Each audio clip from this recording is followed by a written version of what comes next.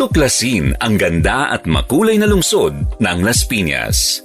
Ang lungsod na kilala hindi lamang sa modernong pamumuhay, kundi pati na rin sa mayamang kultura at tradisyon na patuloy na pinagyayaman hanggang sa kasalukuyan. Bago pa man maging isang maunlad na lungsod, ang Las Piñas ay isang tahimik na pamayanan na parte ng karatig lugar na Parañaque. Taong 1907, hiniwalay ang Las Piñas sa Parañaque at naging parte ng Rizal sa bisa ng Philippine Commission Act 1625 at tuluyang naging parte ng Metro Manila sa pamamagitan ng Presidential Decree No.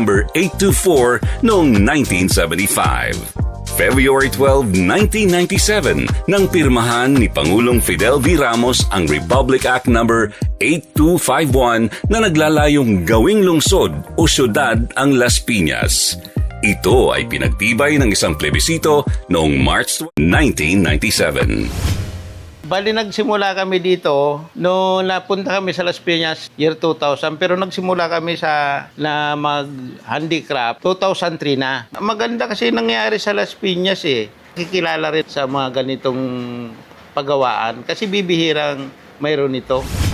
Sa puso ng Las Piñas, matatagpuan ang mga puok na sumasalamin sa mayamang kasaysayan at makulay na kultura ng lungsod.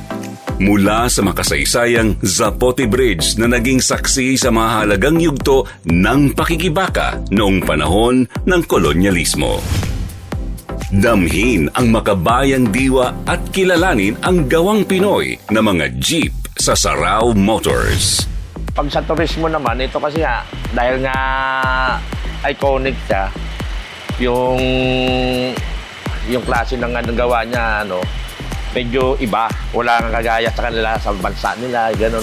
Yung kakaibang Kaya yan ang binabalikan na tinitingnan nila. Kung medyo baguhin man yung forma, yung laki, pero ayun pa rin yung mukha niya. Jeep talaga Kasi nagagandahan sila, lalo na pag may mga design na kabayo, iniisip nila, ayun ang nagpapatakbo, nagpapalakas yung mga kabayo ng Sarao.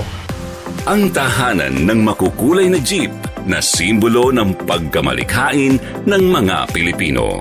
Sa bawat sulok ng lungsod, matatagpuan ang mga pamanang estruktura at lugar na nagpapanatili ng alaala ng nakaraan at mga makasaysayang gusali na sumasalamin sa pamana ng Las Piñas.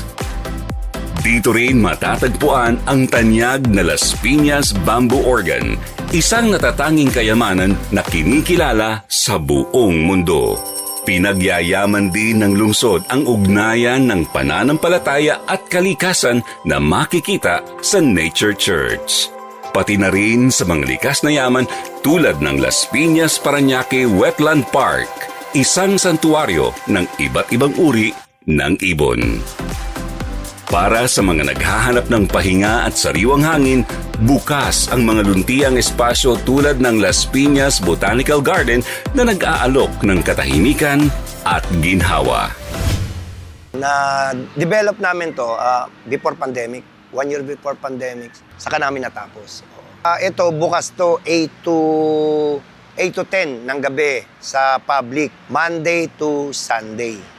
Maganda po dito ang view, puro bulaklak yan, puro Ang nandito po mga halaman natin is ornamentals, tapos herbs, nandito po lahat.